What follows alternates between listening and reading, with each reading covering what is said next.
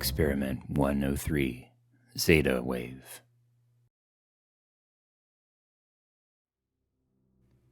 In one of Pinnacle's early experiments, they were trying to determine the differences in brain activity between when someone was in a normal state of mind and when they were forced to remember a traumatic event.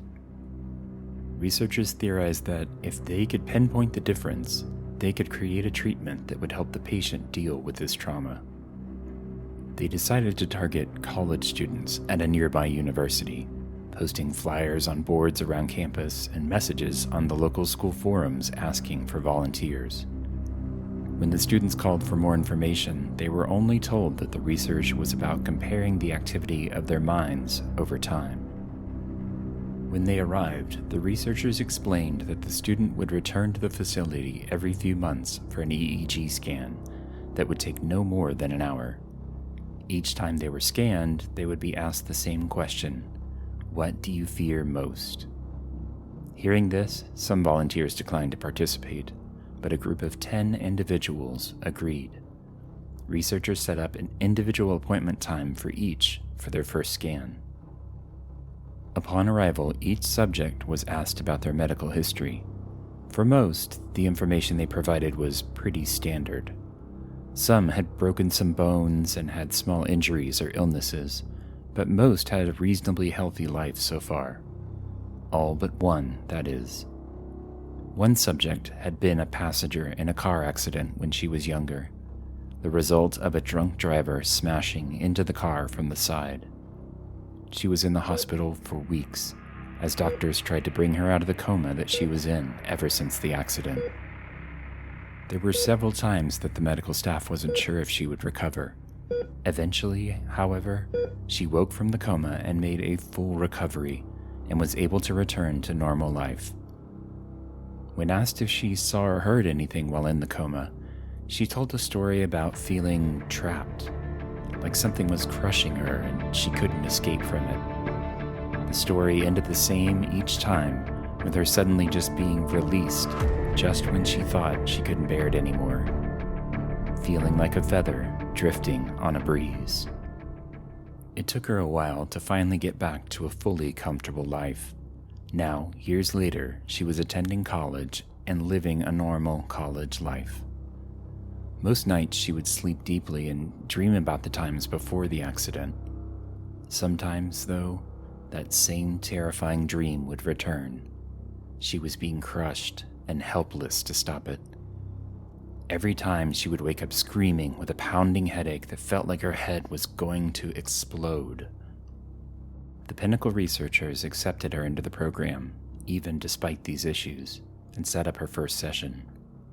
The day came, and she sat for her first scan. She had slept well the night before, with no bad dreams, and her first scan went well. Pleased with the results, the researchers sent her on her way. The next month, she returned for her second appointment. She was anxious and tired, having had the dream of being crushed the night before. The researchers hooked her up to the machine and began the scan. They left the room, entering an adjacent one where they could see her through a thick glass window. Through a speaker, they asked her the question. But as soon as she began to answer, her head began throbbing. The pain grew stronger, and tears rolled down her cheeks, and her jaw clenched. She cried out for the researchers to help her, to do something, anything they could do to make the pain go away. They didn't move from the other side of the glass, however. Instead, they simply clicked on the speaker and asked her the question again.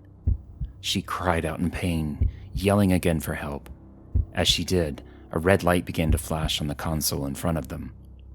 They huddled around the screen, showing the real-time results from her EEG scan. There were the expected gamma and beta waves, predictable from her current state. But then there was another. It was faint but growing stronger. It was a much higher frequency than any of them had ever seen. One researcher was quickly taking notes, and for lack of a better name, he referred to this new discovery as a Zeta Wave. The researchers immediately became engrossed in conversation, speculating wildly as to what it could mean. They didn't even see the table flying through the air until it smashed into the window in front of them. The glass shattered instantly and showered them with small, sharp shards. Without the thick window between them, they could now hear the screams of the girl, her hands pushing hard at the sides of her head as if she expected it to explode. She pleaded again for them to help her and to make it stop. More items from around the room flew in the air towards the broken window. The researchers dove for cover, taking shelter behind a desk in the back of the room. The air was filled with her screams and the continued sounds of furniture and medical equipment being hurled into the walls and crashing to the floor. Then, all at once, there was complete silence. Even her cries for help had stopped. Then a terrible sound broke the silence.